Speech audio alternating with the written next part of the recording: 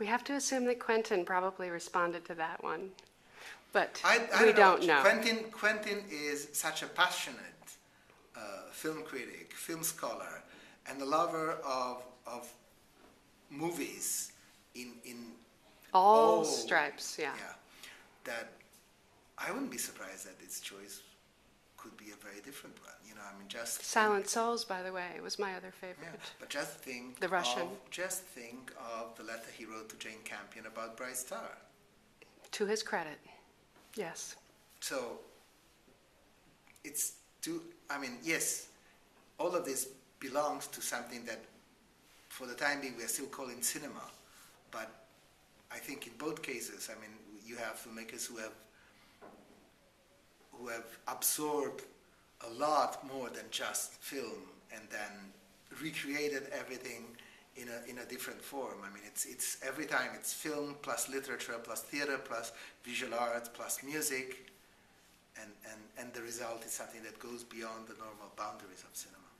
What is your sense of the state of cinema today around the world? The country, perhaps, that are the countries that have strong national output right now. What do you see? Well, I have problems in reasoning in terms of national cinemas, but I see very strong ways of coming out with not just the new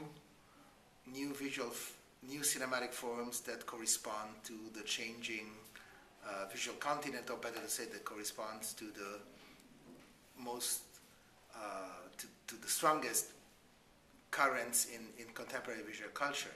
I think what is also very interesting is the new narrative modes and the fact that even in this selection you have films that Choi Hak proves that he can make Raiders of the Lost Ark, but better. Not only that, I think he proves that filmmakers have absorbed also.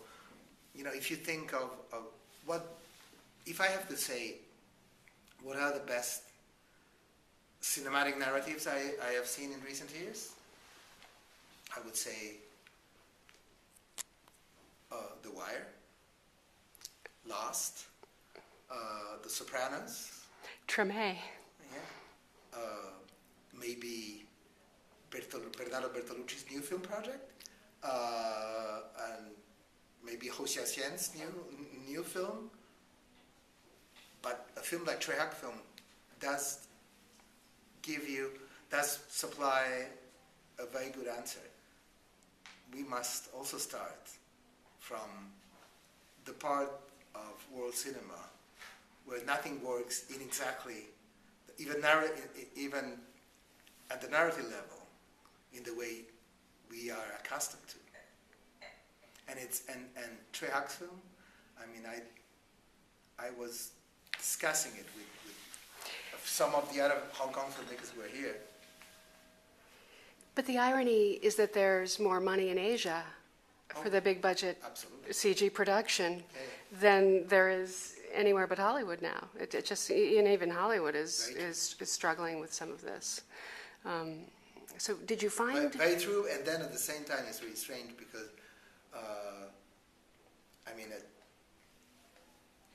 a lot of those new capitals, and you have a good example with the film I was quoting 5 minutes ago, Mani Ratnam's Ravanan. So the Tamil version of the Ravan. I saw the other one.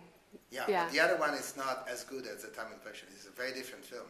Very different. Because Abhishek isn't in it. Well, not only that, but it's because even at the script level, the cast is different, but at the script level there are a lot of differences because Suhasini Maniratnam wrote that version, the Tamil version. And Suhasini has been... I wish I'd seen it, actually. Yeah. And Reliance, who is a major shareholder in DreamWorks and in I Am Global,